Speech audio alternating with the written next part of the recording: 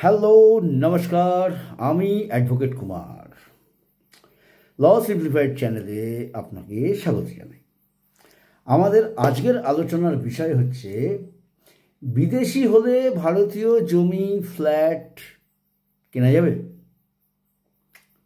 Procedure আছে।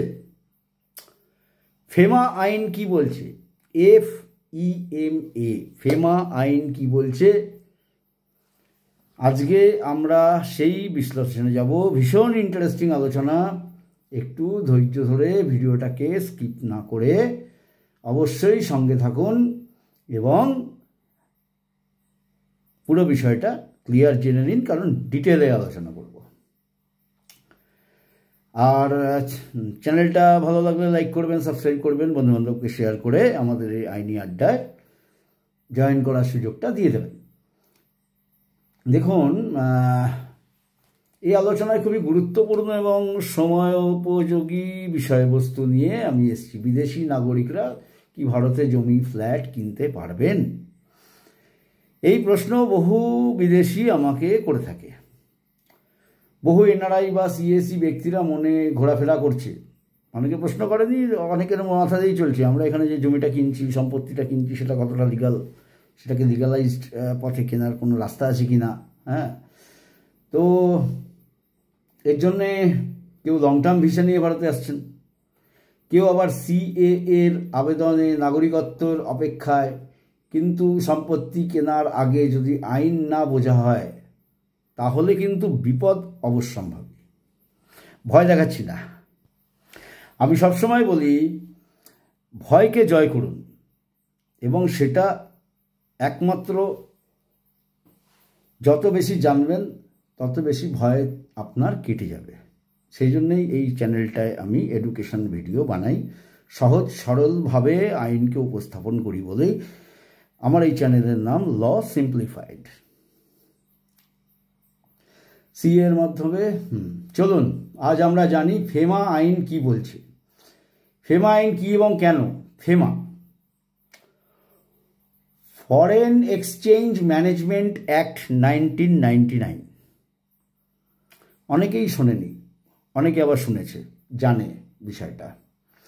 এই আইন ভারত সরকার এনেছে যাতে বিদেশ থেকে আসা টাকা, বিনিয়োগ এবং সম্পত্তি সংক্রান্ত লেনদেন নিয়ন্ত্রিত ও বৈধভাবে পরিচালিত হয়। পরিষ্কার।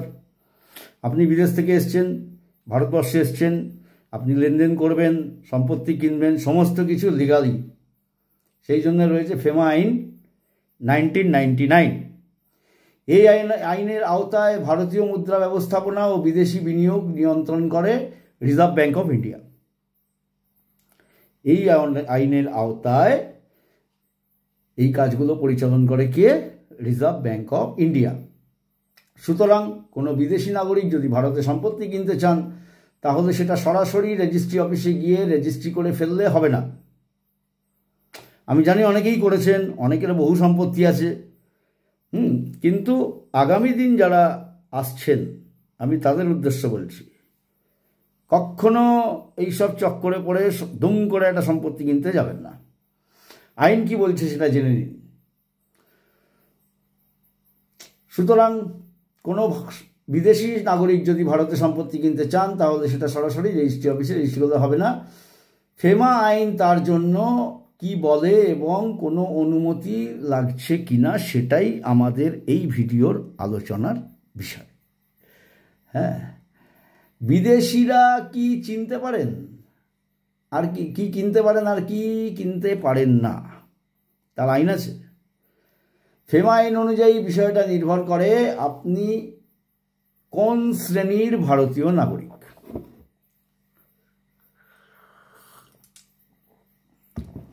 যদি আপনি NRI বা OCI হন তাহলে আপনি রেসিডেন্সিয়াল প্রপার্টি বা কমার্শিয়াল প্রপার্টি কিনতে পারেন। যদি আপনি NRI হন, আপনি OCI হন, আপনি একটা ফ্ল্যাট কিনতে পারবেন, একটা দোকান কিনতে পারবেন। কিন্তু আপনি যেটা কিনতে পারবেন না সেটা হচ্ছে কৃষি জমি, বাগান বাড়ি, খামার বাড়ি। এইগুলো আপনি লিগালি কিনতে পারবেন না। এই সম্পত্তিগুলো শুধুমাত্র ভারতীয় নাগরিকরাই কিনতে পারেন। আপনি নাগরিকত্ব না পেলে সম্পত্তি কিনতে পারেন না। বুঝতেই পারছেন কেন আলোচনাটা আমি এই মুহূর্তে বললাম খুবই গুরুত্বপূর্ণ আলোচনা।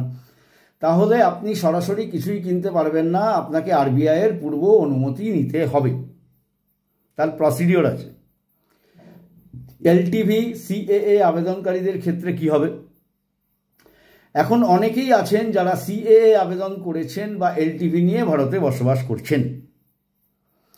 তারা হয়তো বাংলাদেশ থেকে ধর্মীয় নিপীড়নের কারণে ভারতে এসছেন, ম্যাক্সিমাম তাই এসছে, অস্বীকার করার কোনো জায়গা নেই।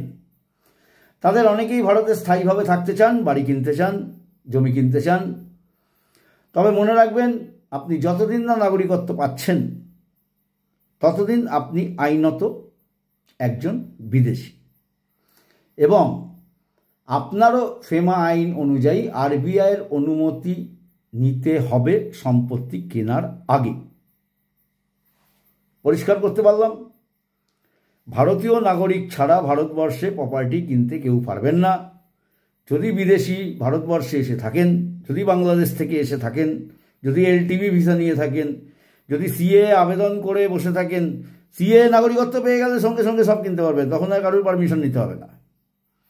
কিন্তু যতক্ষণ আপনি নাগরিক নন ততক্ষণ আপনাকে ফেমা আইনের আওতায় রিজার্ভ ব্যাঙ্ক অফ ইন্ডিয়ার পারমিশন নিয়ে তবে সম্পত্তি কিনতে হবে। সেটাও আপনি একটা ফ্ল্যাট কিনতে পারেন, কমার্শিয়াল প্রপার্টি কিনতে পারেন, কোনো শালি জমি, বাগান বাড়ি, এইসব আপনি কিনতে পারবেন না। কৃষি জমি। পরবর্তী সমস্যা হতে পারে এমনকি আপনার কেনা সম্পত্তি বাজেয়াপ্ত হতে পারে।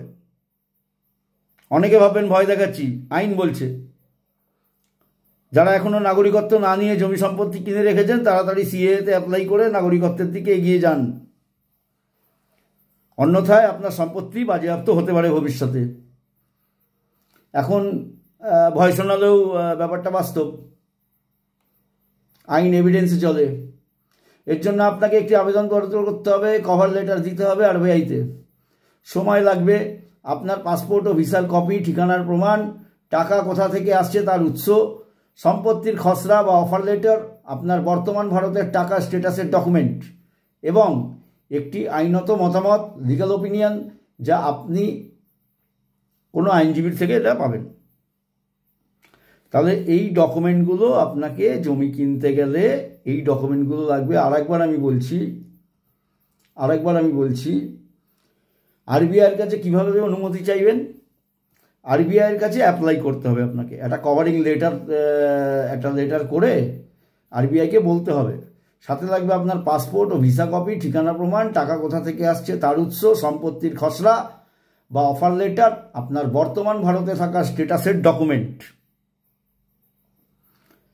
এবং একটি আইনি মতামত, লিগ্যাল ওপিনিয়ন, যা আপনি একজন আইনজীবীর থেকে পেয়ে যাবেন। আমরা সাধারণত পুরো এগুলো বিভিন্ন আইনজীবীরা কাজ করেন, প্যাকেজে করেন। এখন যদি কেউ এমন কিছু না জানে, সরাসরি রেজিস্ট্রি করে ফেলে, তাহলে কি হবে? হতেই তো পারে অনেকে রেজিস্ট্রি করে ফেলেছেন কিছু না জেনে শুনে।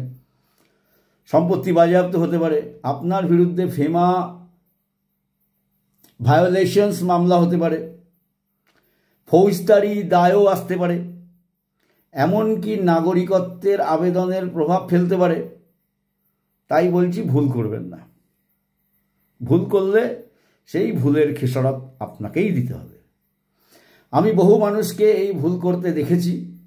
ইউটিউব দেখে বা কোনো এজেন্টের কথায় বিদেশি পরিচয়ে জমি কিনে ফেলেছেন, পরে আরবিআইয়ের নোটিশ এসেছে, নোটিশ পেয়েছেন অনেকে আবার পাননি, কেউ খোঁচায়নি।